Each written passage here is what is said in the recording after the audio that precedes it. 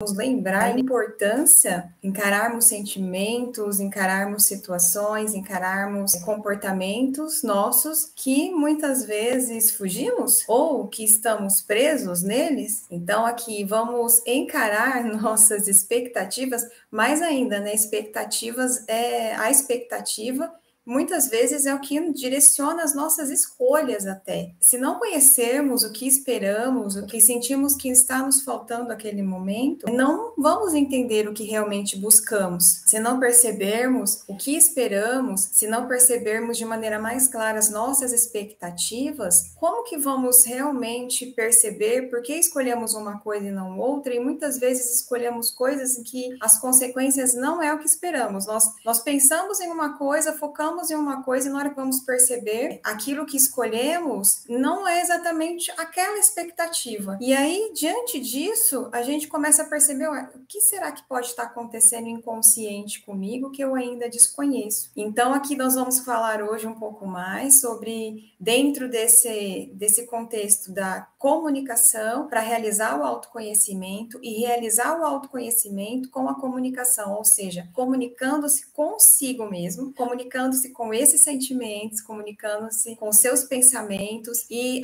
para chegar até no que está invisível. Você vai se comunicar com o que você está percebendo primeiro, para aprofundar e ir além. Para quem não me conhece, eu me chamo Dani Tesoni, eu sou especialista em comunicação e autoconhecimento e eu trago aqui esse meu tempo de vivência dentro das minhas dificuldades e desafios de comunicação, da minha busca em aprender a me comunicar, da minha busca em entender a minha comunicação. E junto com isso, né, dentro dessa fala, né, da minha busca de me entender, já tem o processo de autoconhecimento. Então, essa vivência que eu quero compartilhar com vocês. Não estou aqui para ensinar talvez algo diferente, mas para estimular você a encontrar o que já tem dentro de você. Você talvez ainda não sabe disso. Eu estou aqui não para te ensinar algo novo, completamente diferente, mas para você reconhecer o que já está em você, as possibilidades que você tem, que foi isso que eu comecei a fazer em mim. E espero que seja mais um conteúdo para que você aprofunde um pouco mais na vida que você é, no ser humano que você é. E nesse aprofundamento, você aprender a se acolher, você aprender a se amar, você aprender a encontrar o amor que você é, além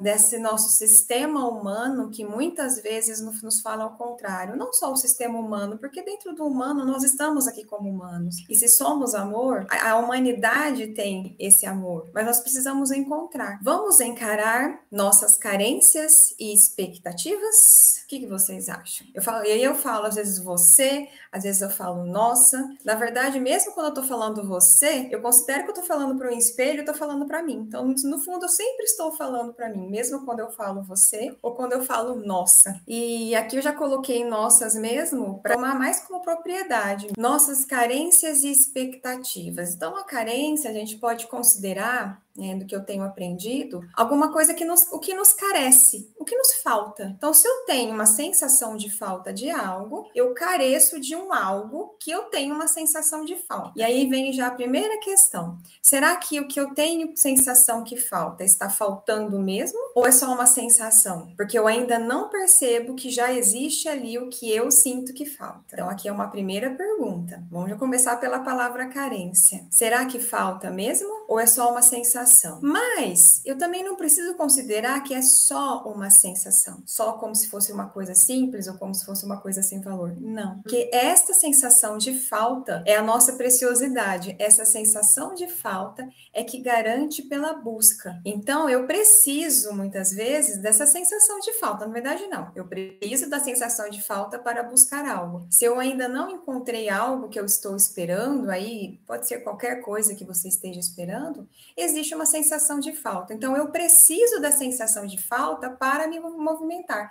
Porque o que eu já acho que eu já tenho, eu não busco. Não tem por que buscar se eu já acho que já tem. Então, já começa por aí. Considerar que talvez essa falta não é uma falta de algo que realmente não existe. Talvez já existe o que eu estou procurando, eu só ainda não percebi. Eu só ainda não considerei que pode estar ali. Sabe, bom, eu gosto de pegar muito exemplo do quebra-cabeça. Sabe aquela peça de quebra-cabeça que você vê que tá faltando para encaixar, para ficar bonito, para ficar completo?